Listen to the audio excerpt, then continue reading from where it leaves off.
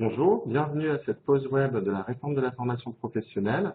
Celle-ci va durer 30 minutes. Comme indiqué sur l'écran, n'hésitez pas à poser vos questions, nous y répondrons suite à cette pause web. Je suis Aref Kimouka, consultant RH au sein de la BU Human Capital Management.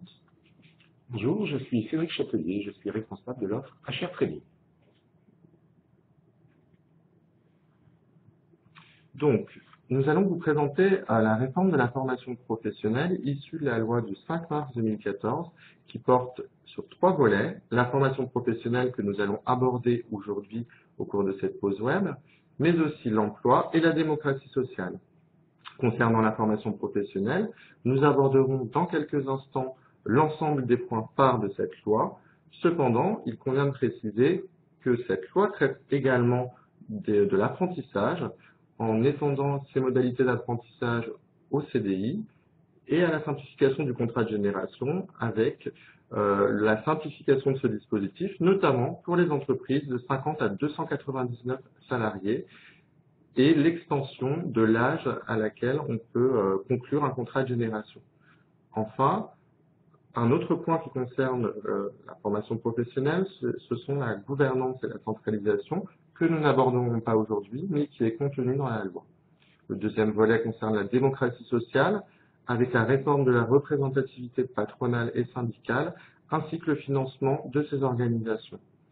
Enfin, la loi réforme dans certaines mesures l'inspection et les contrôles, notamment en renforçant un certain nombre de contrôles. Voilà. Cette loi a été votée très rapidement puisqu'elle a été parue au journal officiel le 6 mars 2014 et reprenait les dispositifs de l'ANI signés en décembre 2013.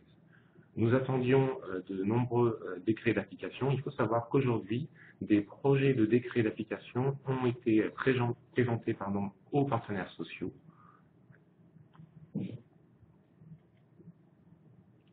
Les points clés de cette réforme que nous allons vous présenter sont les suivants. Il y a évidemment le compte personnel de formation, mais également l'entretien professionnel, le bilan du parcours professionnel, le conseil en évolution professionnelle, le financement et enfin le dialogue social.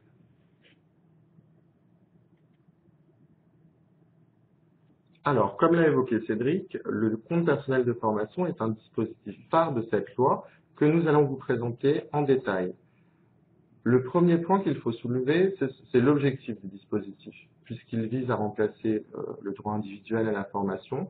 Son objectif est de contribuer à l'évolution professionnelle en sécurisant le parcours de toute personne, et ce, dans une logique de capitalisation pour les bénéficiaires et d'abondement pour favoriser la qualification professionnelle, l'accès à une qualification professionnelle reconnue. Donc, on peut présenter le dispositif de la façon suivante. Dans un premier temps, il est universel et individuel. Il est attaché à la personne et non plus au salarié. Chaque personne âgée de 16 ans entrant sur le marché du travail pourra bénéficier du dispositif jusqu'à son départ à la retraite. Son alimentation classique se fera de la façon suivante. 24 heures par an pendant 5 ans pour une personne à temps complet, puis 12 heures par an jusqu'à l'acquisition d'un socle de 150 heures. Donc vous constatez qu'on ne parle plus de plafond, mais bien de socle.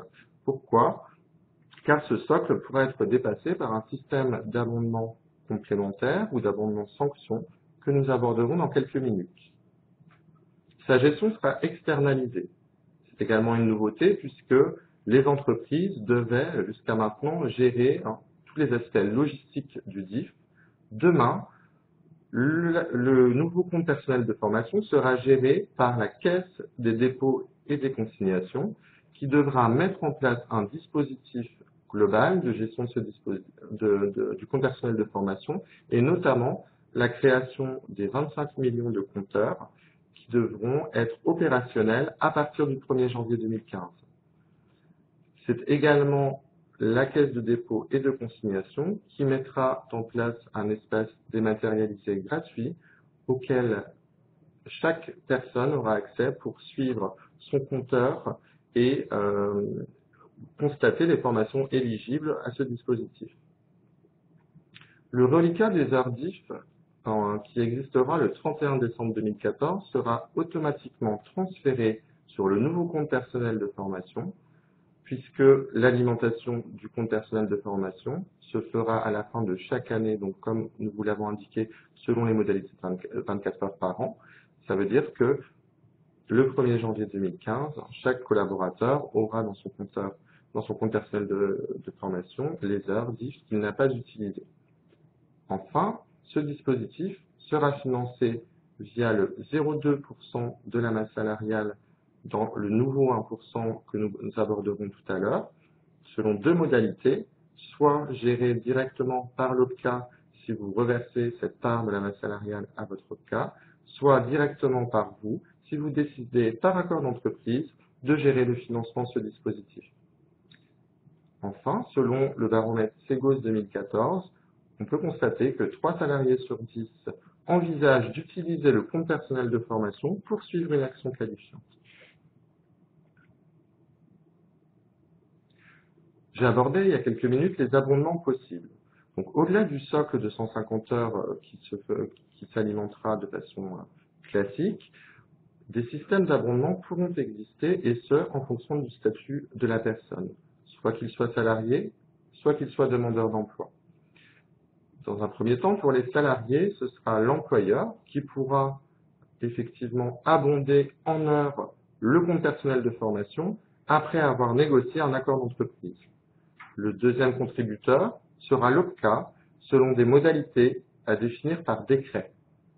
Enfin, la Caisse nationale d'assurance vieillesse pourra également être amenée à abonder les comptes personnels de formation, notamment par rapport à l'alimentation du compte de prévention de la pénibilité institué par la réforme des retraites. Pour les demandeurs d'emploi, 3 types de contributeurs existeront, le Pôle emploi bien sûr, l'AGEFIP et notamment pour toute personne en situation de handicap, et les régions dans le cadre de la politique locale de l'emploi. Enfin, pour les deux statuts, ça pourrait être le bénéficiaire lui-même, si celui-ci désire suivre une formation qui n'est pas financée par les heures présentes sur son compte personnel de formation, ou encore l'OPACIF ou le FONGECIF, selon des modalités à définir par décret. Alors, les formations éligibles au compte personnel de formation seront de 3 ordres. Toutes les formations qui entrent dans le socle de connaissances et de compétences seront éligibles à ce CPF. Son contenu précis n'est pas connu puisqu'il doit être déterminé par décret dans les prochaines semaines. Deuxième aspect, toutes les actions de formation qui concernent l'accompagnement à la validation des acquis et de l'expérience. Donc, c'est-à-dire qu'un collaborateur qui désire faire une VAE pourra mobiliser ses heures CPF pour effectuer la démarche de préparation du dispositif. Enfin, ce seront toutes les formations qui conduisent à une qualification, c'est-à-dire qui sont inscrites sur le registre national des certifications professionnelles, qui amènent à un certificat de qualification professionnelle ou à une certification personnelle inscrite sur les registres liés aux certifications personnelles. Si nous allions stratégie formation et CPF, nous pouvons voir que différentes hypothèses sont possibles. D'abord, si les formations sont éligibles au CPF mais qu'elles ne présentent pas un intérêt pour les entreprises, le salarié pourra faire la démarche directement auprès de son OPCA pour suivre la formation de son choix. Si les formations sont éligibles et qui peuvent entrer dans la politique de formation de l'entreprise, alors les entreprises auront tout intérêt à mettre en place des outils d'incitation tels que la construction d'une offre de formation, le suivi pendant le temps de travail et les modalités d'abondement définies par accord d'entreprise. Enfin, si les formations sont non éligibles au dispositif, il faudra alors les intégrer au plan de formation ou les gérer hors plan. Les dates clés du CPF sont les suivantes. Dès aujourd'hui, il appartient aux différentes entreprises de vérifier l'état des compteurs DIF et de communiquer auprès des collaborateurs l'état de ces compteurs. La date butoir d'utilisation du droit individuel à la formation est fixée au 31 décembre 2014, puisqu'au 1er janvier 2015 seront créés les nouveaux comptes personnels de formation. Vous pouvez dès aujourd'hui également penser à la négociation de vos accords d'entreprise sur la gestion de ce dispositif et définir votre politique de formation en matière de CPF. Au 31 janvier 2016, le calcul des acquisitions CPF sera effectué via la transmission à la Caisse des dépôts et des consignations de la dette dessus. Ensuite, courant 2016, les informations permettant de définir les droits de chacun en matière de compte personnel de formation seront vraisemblablement calculées via la DSN. Autre dispositif, l'entretien professionnel. Celui-ci est obligatoire et doit être réalisé tous les 2 ans. Il est consacré aux perspectives d'évolution professionnelle en termes de qualification et d'emploi. Cet entretien entre l'employeur et le salarié doit faire l'objet d'un écrit. Il remplace les autres entretiens obligatoires, le bilan d'état professionnel, l'entretien de seconde partie de carrière et également doit être réalisé en cas de retour du salarié pour suite à un retour de longue maladie, congé parental, congé maternité.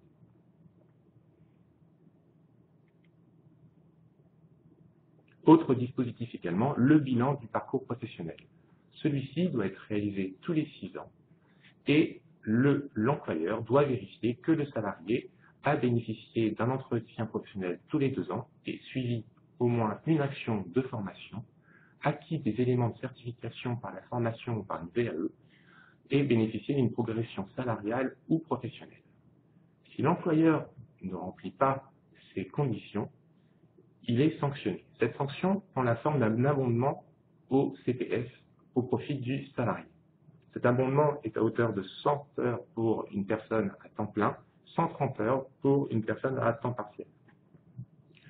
Si l'employeur ne respecte pas cette obligation d'abondement sanction, il devra verser une cotisation au trésor public et également il devra prendre en charge tous les frais pédagogiques et les frais annexes, hébergement, restauration, lorsque le salarié fera une formation CPF.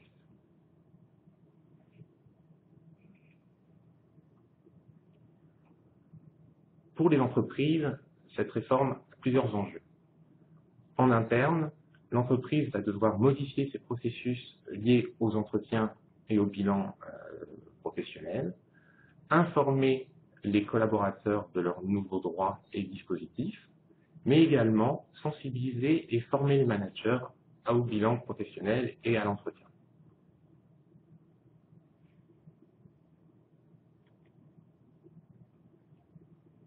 En synthèse, voici les dates clés concernant les entretiens professionnels et le bilan. L'entretien professionnel doit être réalisé donc tous les 2 ans. Vous pouvez dès à présent réaliser cet entretien entre le 5 mars 2014 et le 5 mars 2016. Autre dispositif, le bilan des 6 ans. Et là, vous avez 2 cas. Le premier cas, pour des salariés qui ont déjà 6 ans d'ancienneté en 2014 dans votre entreprise, et ce bilan est obligatoire dès à présent sur 2014. Deuxième cas, les salariés qui n'ont pas encore 6 ans d'ancienneté, donc là, vous n'avez pas d'obligation sur 2014 de réaliser ce bilan. Autre dispositif, le conseil en évolution professionnelle. Il s'agit d'un dispositif gratuit, accessible pour tous, qui permet d'anticiper la mobilité.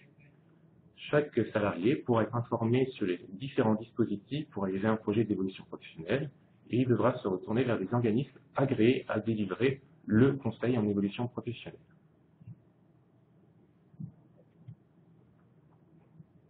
Alors, nous venons d'aborder les différents dispositifs individuels liés à cette réforme, à savoir le compte personnel de formation, le renforcement de l'entretien professionnel, la création d'un parcours professionnel tous les 6 ans et la création d'un dispositif externe à l'entreprise, le conseil en évolution professionnelle. Nous allons maintenant aborder les aspects plus collectifs et notamment le renforcement de la négociation au sein des entreprises ainsi que la consultation des comités d'entreprise. Ce renforcement va se caractériser par 4 faits marquants. Déjà, sur le compte personnel de formation, les entreprises devront négocier tous les systèmes d'abondement complémentaires éventuels si l'entreprise décide justement de saisir ce dispositif pour sa stratégie de formation. Enfin, dans le cadre de sa gestion et de sa politique de formation, la négociation sera également requise, et notamment pour définir les outils incitatifs. Sur les nouvelles consultations du comité d'entreprise, il faudra obtenir l'avis du comité d'entreprise sur l'exécution du plan de formation de l'année en cours, et vous aurez la possibilité de fixer par accord d'entreprise les 2 réunions obligatoires qui doivent avoir lieu avant le 1er octobre et avant le 31 décembre. Vous pourrez définir donc avec vos IRP d'autres dates plus en adéquation avec votre stratégie. Les orientations de la formation à 3 ans seront également l'objet d'une négociation, notamment pour définir l'objectif du plan de formation à 3 ans, ce qui ne vous exonérera pas de réaliser des plans de formation annuels et de consulter votre comité d'entreprise sur le sujet. Il faudra également, dans le cadre de cette négociation triennale, intégrer les salariés prioritaires en fonction de vos dispositifs de formation, définir les compétences clés à acquérir pour ces publics et l'accès aux dispositifs. Enfin, concernant la gestion prévisionnelle des emplois et des compétences pour les entreprises de plus de 300 salariés, vous devrez intégrer les nouvelles dispositions que nous évoquons aujourd'hui relatives à la formation dans votre négociation. En cas d'échec des négociations, vous devrez obtenir l'avis de votre comité d'entreprise sur ce sujet. Dans la continuité des relations sociales, à partir de demain, pour toutes les entreprises de plus de 300 salariés, est instituée la base de données économiques et sociales. Donc, cette base de données économiques et sociales vous servira de support pour vos négociations et vos nouvelles consultations. Ces grands principes sont les suivants.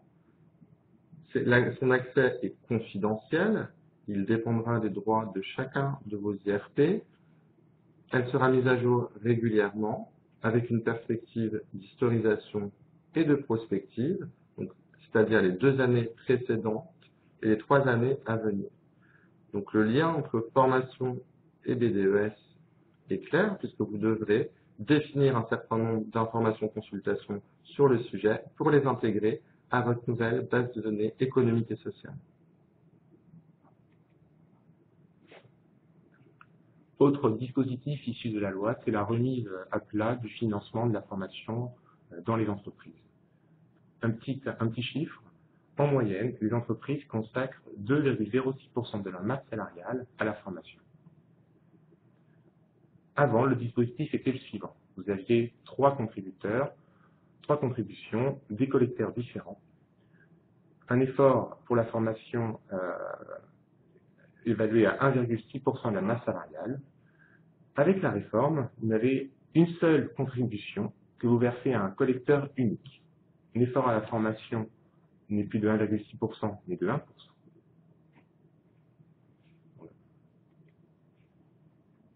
Voilà, vous pouvez voir ici un exemple pour une entreprise entre 50 et 299 salariés, avec la répartition de son enveloppe consacrée à la formation pour le financement.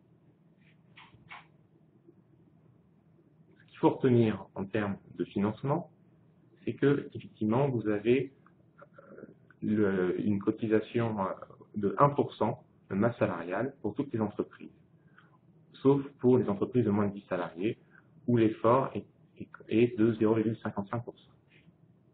Autre information importante, c'est la disparition du 0,9 au type du plan pour les entreprises de 300 et plus.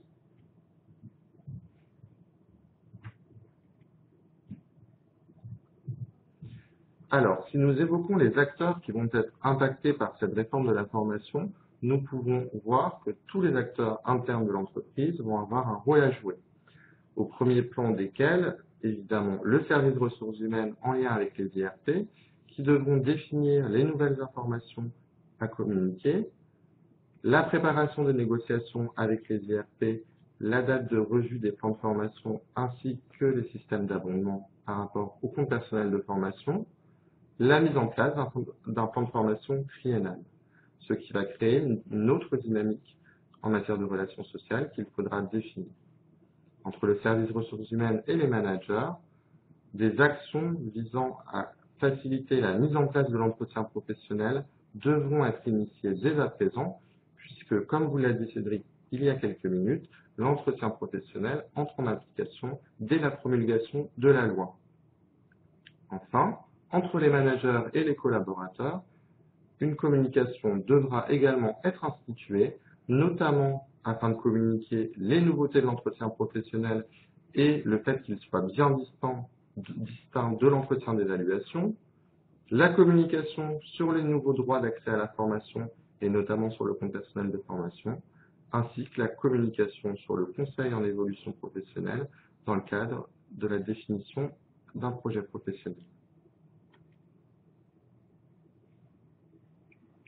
Donc pour vous, entreprise, cette réforme de la formation a des impacts importants. Vous allez devoir communiquer auprès de vos collaborateurs, de vos managers, des nouveaux dispositifs.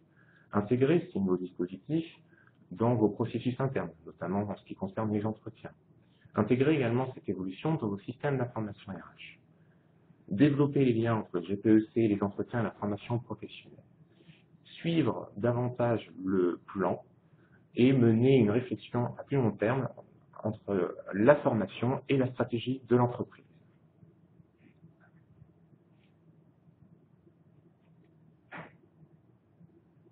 Alors, si nous pouvons conclure sur les points clés que nous avons présentés aujourd'hui, on peut constater qu'une approche business va être privilégiée avec cette réforme, et ce, de 3 points de vue.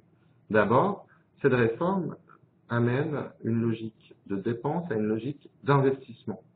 Ainsi, il va falloir vendre la formation en interne, et notamment à votre comité de direction, pour justement faire en sorte que votre offre de formation soit incitative pour vos collaborateurs. Il faudra également marketer la formation et évaluer les actions de formation que vous mettez en place de façon plus formelle afin que vous puissiez avoir un réel retour sur investissement. Enfin, la culture de la gestion de la formation va passer d'un rôle de gestionnaire à un rôle de stratège, même si c'était déjà le cas aujourd'hui. Il va falloir mettre la formation au service de la stratégie afin de mieux articuler justement la GPEC que nous avons abordée ainsi que la formation et lier plus étroitement les différents processus RH au sein des entreprises.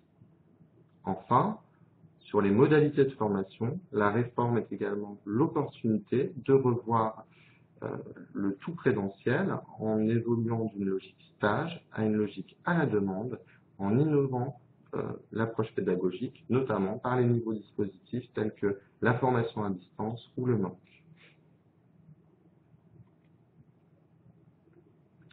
Donc les prochaines actions qu'ADP a décidé de mettre en œuvre sont les suivantes.